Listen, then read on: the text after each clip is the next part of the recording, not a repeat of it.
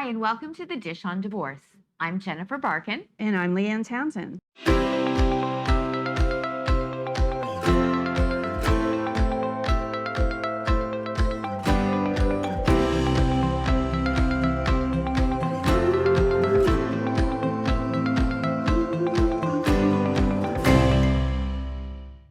And today, by way of Zoom, we have a guest, Darren Glickman.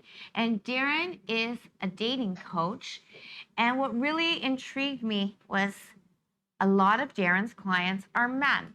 So welcome to the show, Darren. Yes, welcome. Thank you. My pleasure to be here. It's funny that. Go ahead. It's okay. Go ahead. So how long have you been a dating coach? Almost 15 years. Almost 15 years now. Yes. And how did you get to be in that line of work? I fell into it by accident, actually. I set up a whole bunch of people, just random people, and believe it or not, 7 of them married. And are still married against all odds. They're still married. So I realized that performance rating. Yes. I realized that I had a good eye for that sort of thing, and I just started. I didn't want to be a matchmaker. I wanted to help people get back into the dating world. That's that was my focus and my goal. So that's what I've been focusing on for all the years. So when you started this business, yes. Were you divorced yourself? Yes, I was. Yeah. I'm actually twice divorced now. So I got divorced. Twice divorced, yes. Okay. So the first time I got divorced was I got divorced in 1999, the first time, actually. I went through a whole series of dating online, this and that, and I realized there was a need for a dating coach. So I've seen and spoken to, and I've had as guests, a dating coach, and a lot of people deal more with women, but yes. A lot of your clients are male. So I was wondering if you can talk to us from the male perspective, like women. I'll speak from the female perspective. Okay. Women coming out of a marriage, we might not feel pretty. We may not feel that our stomach is as flat as can be. We're feeling like we're older. We're looking at every line on our face. We've been made to feel bad about ourselves, whatever. What do men go through? Is it the same, or are there some differences? Oh, no, it's the same. And I would argue it's even worse because the thing is, a lot of the clients that I've dealt with were, divorced after marriage of 20, 25 years. Kids are older, this and that, and they're looking to get back into the dating world. And they have no idea, about themselves, about trends, about fashion, about this. And they, a lot of people let themselves go. And what I do is I put a lot of effort into bringing you back to a place where you're presentable, for lack of a better term. And I work with men, making them presentable, physically, of course, before I release them into the dating world. And they go through all the same things. I know, but it's funny. One of the best things I ever did, I actually trained a gentleman to walk.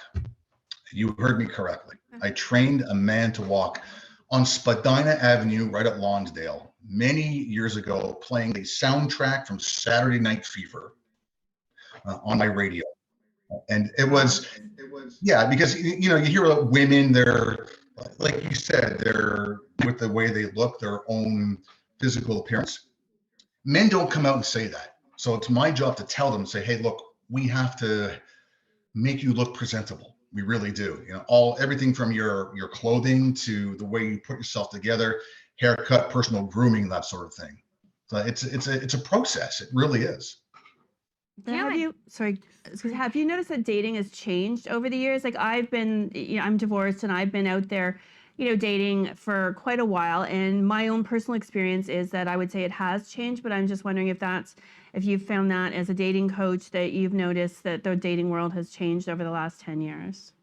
Yes, it has. And for all intents and purposes, I'm what's called an abrasive dating coach. I tell people what they need, what they want to hear. And dating has changed so much that, there's what people do, they think is right in dating, especially from a man's point of view. I'm not a big fan of texting, and dating has changed so much with technology, right? And gone are the days where you pick up a telephone and start talking to somebody. Hey, I got your number from this and that. Now everything is your thumbs, technology. And I don't like that because you can't gauge how another person is, their personality, that sort of thing. So I really push people to eliminate as much as they can texting, emails when you're connecting with somebody for the first time. Pick up the telephone and call. Don't just send a text message because, you know, I'm sure you do this too. When someone sends me a text message, I'm not really going to respond to it immediately, that sort of thing. I'll let it go for a few hours or whatever. And people can get offended by that. They really can. So to eliminate that, yeah. So to eliminate that whole thing is pick up the telephone and call somebody. Introduce yourself. I also think that a problem with text message is, or email, your personality doesn't come through, or maybe it does, but not how you think it's coming through. So what I mean by that is people who know me may know that I have a very dry sense of humor. But if I write something to a stranger like that, they can think, what's with this girl? She's really rude. Whereas your friends will know, well, that's Jennifer. Well, that's exactly and know that I'm not being serious. You can't gauge tonality, personality, anything, character, anybody in a text message or an email at all, you know. And that's why I tell people, when you text something like you, I have a very dry sense of humor. I have a very warped sense of humor. People can't gauge that and understand that when I'm sending it via text message. So you need to hear it, you know. And the same thing goes when you call someone for the first time. You want to hear their voice. You really do. And you want them to hear your voice, and you can gauge how they respond to you by what you're going to say next, you know. And that's a big thing. That's what's missing from today's dating world. It really is. I mean, I can't tell you how many times. Definitely true. Oh yeah, how many times? I remember. Sorry, go ahead. I go through these days where men and women send me examples of text messages and emails they sent or received from somebody they haven't gone on a date with yet. And they said, how do I respond to this? What do I say? I don't like the way they're saying this, and that. And this is the big problem. It's like, well, of course, because you didn't really speak to them. You don't know what they meant. Maybe they were being sarcastic. Maybe they were being truthful. You don't know. So it's a big problem. Well, I had experience where, because I always made it a rule of thumb when I was dating to speak on the phone. I only like to speak once. Like I don't have hours of time to like chat away with somebody who I don't know that I may or may not connect with, but I think I at least should speak on the phone with them once before meeting. And I remember meeting someone who I didn't do that with, and when he opened his mouth, I was like shocked by his voice and the way he spoke, and I would never have agreed to meet with him had we had that phone conversation and I'd been able to determine that. So that sort of taught me to always, you know, go and make sure you have at least that one phone call beforehand. Post-divorce dating has been very challenging. I mean, not just pandemic that we're all in, of course, but even before the pandemic. The one thing I'm always confronted with is when people become newly single, they want to create a profile. And I write so many profiles for a lot of people.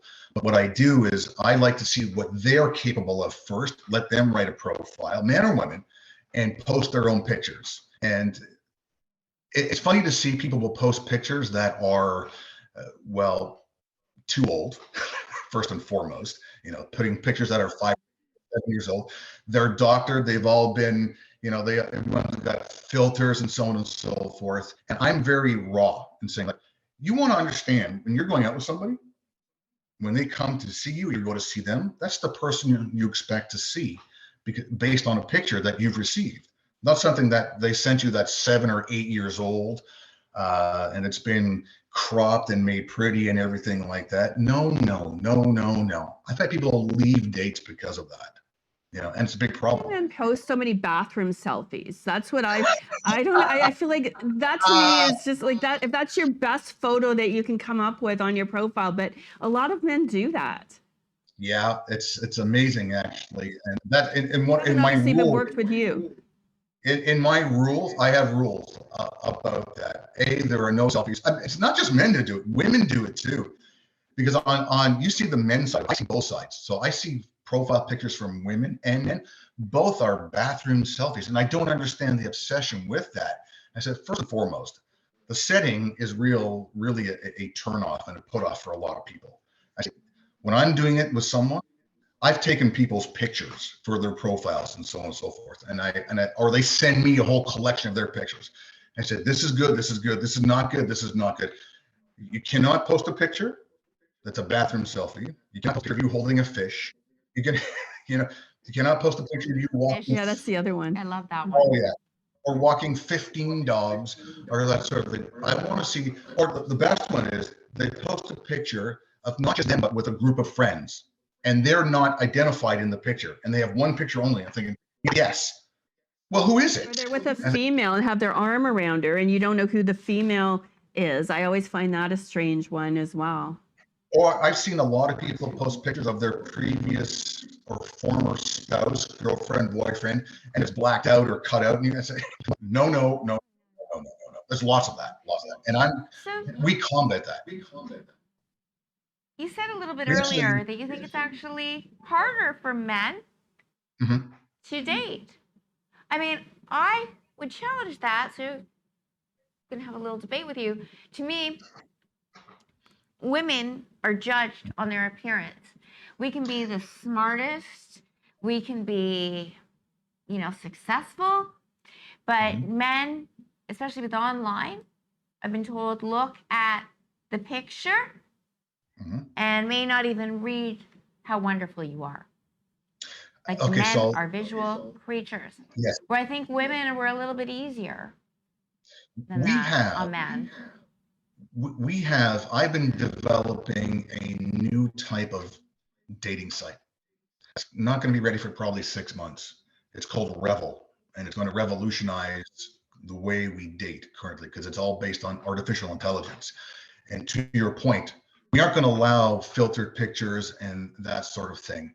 It's going to be a completely security-driven dating site to remove and alleviate the issues and concerns that we all have. Women are judged on their physical appearance. So are men, and age, and that's the thing too. A lot of people, statistically speaking, on a dating site, do you know what the percentage of a lie that's contained within a dating profile? How many profiles would you say contain a lie, some form? How high would you say it is? Probably a lot of them. 90%.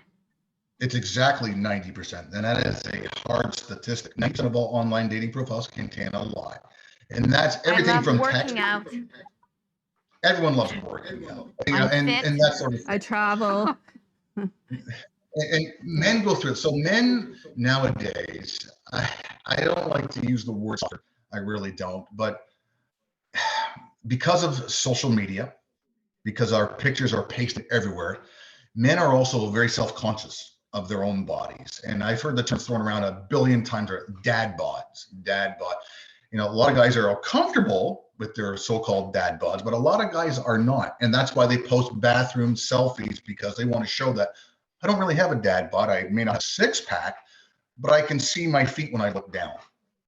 And it's problematic. And I'm thinking, and I tell people, look, you are who you are. We're not going to get into a whole regiment of dating what I call weight loss. I mean, if you want to go through that step, through those stages, sure, so be it. But no one wants to wait 5, 6, 7 months, even a year, that you're going to drop 20 or 30 or 40 pounds. You want to get into the dating world now. And so to answer your question, yes, women are judged more on their appearance, but so are men now. It's not just women. Men are as well. And you're right. Nobody reads the text. And we laugh when we do research, whether it's on Bumble or Tinder or whatever dating site there is. We can swipe through. I can pick out all the fake profiles first and foremost. But I can tell you, most people don't read the body of text. You can write that you're a serial killer or whatever the case may be, and it will be overlooked because they look at your picture. They go, oh, this is an amazing, beautiful picture, right? And we've done samples. myself to prove a point. We've created fake profiles everywhere of people that don't even exist, men and women, just to see how many hits we would get. And it's astronomical. It's amazing to see the amount of hits we get just based on an One of the image. problems I find with online dating or just dating generally nowadays is that Mhm. nobody wants, like, it's one thing to go on the first date, but nobody wants to, everyone wants to date 5 or 6 people at once. And, you Okay. go on a date and you get home and the Yes. next thing, the person you just had this lovely date with, you can see that they're online, already. And people always think, the next best person is the next click or swipe away. And there's this culture of never really, why commit to one person? Why, date one when I can date 5 or 6? And I feel that's a real negative thing, and it's a real problem in our society now. And I'm just sort of wondering what your thoughts are on that. We actually have a name for it. It's called HTD, which stands for hockey team dating. So what happens is men and women are both guilty of this. And you're right, they're looking for the next best thing. And I've seen people show me personally what I call their hockey team, their lineup. So they'll have 1, 2, 3, or 5, 4 or 5 people that either they've already been on dates with, or what I call they're in queue. They're going to go on dates with, and they don't want to commit to one single person because they go with you. They may have a fantastic time, and this is the absolute truth. Let's just say someone goes out with you. They've had the most incredible time, but prior to connecting with you, they actually connected with 1 or 2 or 3 other people and exchanged messages, but their timing's been off. They haven't gone on the date with that person yet, but they've already gone out with you. They had a fantastic time. Instead of saying, you know what, I'm not going to go out with those other people, they change their mind and say, yes, I am going to go out with those other people because I want to see to ensure that I'm making the right decision. And what happens is it becomes a problem because you keep on doing it and doing it and doing it and doing it. It's like, okay, this person was great, but this person's okay too. Now this person's even okay as well. And you continue. And you get into this whole rut of just dating, not relationship, just dating. So you'll date one person, you'll date 2 people, you'll date 3 people, you won't even commit. I know so many people have done that. It's very sad. It's very difficult for me to combat that. And I tell people right from the get-go, you need to focus on one person, because if you're going to expand and go out with multiple people, you'll never ever find what you need, not what you're looking for, but what you need. It's not fair as well. I had a girlfriend. Well, I have a girlfriend, and she would like to meet a nice man. Mm-hmm. And this guy, they spoke on the phone. He asked her out for Saturday night. Great. 'Cause I asked her out. She's like, I'm busy. I have a date. Okay. She calls me up and she said, well, he connected with me. And although he asked me out for Saturday night, he said he wants to see me at 4:45 because he has to be done by 6:30. Yes. And I go, Yes. what? What is that? And it was Yes. another male who said to me, Jennifer, don't you know what he's doing? He's lining up time slots for that Saturday night. So this girl, all of you look cute, so I'm going to have you at 4:45 to 6:30. I got to be out. Because what I'm not telling you is I have the next one and the next one. And I have women friends who do that too, sadly. Yes, like both genders do that. Very I common. think I'm old And school. it's given to me all the time. They'll show me, I've had people show me their Google Calendar that they have a date set up for this time and this time and this time in the same day. And I said, first, and this is pre-COVID, of course. I said, how can you do that? So how can you go on a date with somebody and maybe there's chemistry, maybe there isn't, and then not go home and shower and just go right to the next date and then go to the next date? People are doing it. It's cluster dating, right? You're not giving yourself a chance. But the whole culture and the problem is we have access to so many different opportunities, whether it's swipe left or swipe right, they're there. So I've had people go on a date, and I've been there. I've shadowed people on dates while they're sitting in their car before they actually walk into a lounge or a bar or whatever the case may be. They're swiping on their phone, checking messages while they're going to a date. It's like, how? I mean, you're focused, right? It's a When problem for everyone. scientifically, Mhm. there's actually like I think it's showing that there's like an endorphin hit or something when you get like a like or a message or Yes. on your profile. So it can actually like the whole thing almost becomes addictive that you getting these likes and getting these people who are messaging you I'm guilty of it myself. Like I've gone through periods where it feeds your ego a little bit. You open up your online site and you've got this whack of messages and you're not even interested in any of these people, but it feeds your ego that like, wow, look at I've got all these people who are interested in me, or I've got 5 guys I'm dating right now. And like it's kind of sad in a way because you don't meaningfully connect with any, like to me, I can't date 5 people and have a meaningful connection with 5 people, let alone even, to be honest, have the time to date 5 people at once. But it just seems like no one's looking, not no one, but a lot of people they're not looking for a deep connection anymore. It's just a superficial connection. I have a quick It is. question for you that's just like, I just got to get it out there. Why, because I don't really understand men very well all the time, why do men send that picture, and you know what picture I'm talking about, into women's DMs? Why? And Yeah, do they really think they're going to get a date from that? I mean, it must work for some of them, else why do they do it? Well, see, okay. Yes. you don't have to answer that. You don't have No, to. you have. Oh, no, I no, want to no. know the Who wants answer. to I know? want to know the Oh, yeah. answer. Inquiring So minds.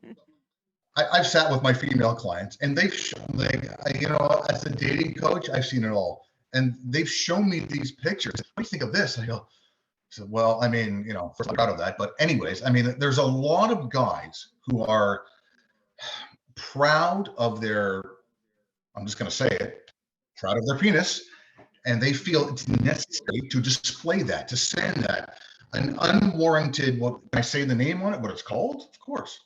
They call it a dick pic. And they send that randomly to girls thinking this is going to land them a date. And I keep telling people, no, that's not. You're going to attract a certain type of person, no doubt. And I'm sure there are girls out there who will say, oh, wow, that's fantastic. But on the other side, too, yeah, And she shows it to her girlfriends, and everyone's men have been the recipient of this, too. Like I've seen men who have received unwarranted pictures from women showing their body. And it's like, okay. And I have a whole segment that I go through, a whole process. Personally, if someone sends me a picture like that, they're not the type of person I want to actually get into a relationship with or even attempt to. And it depends on what you're looking for. I mean, if you're looking for what I call the hit and run, those things happen. Hit and run. You're not there. I know. There are so many sayings. There's the multi-dating thing, and I have a guy say to me this and that, and I know all the lingo. It's amazing. Darren, when you were single, this and that. Tell me what it was really like. I've always told people, look, you need to give people an opportunity. You can't judge them based solely on a picture that's been sent to you through social media, this and that. You need to be face to face with that individual, right? But let me get back to the dick pic. Men find it necessary to send because it's a form of peacocking. It really is. It's peacock. It's like their dance. It's their display.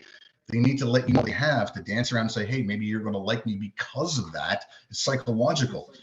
And if you hit on them and say, oh, that's fantastic, then their ego just grows even more. But I make it very clear to guys and girls that I won't stand for it. That's not going to happen anymore at all.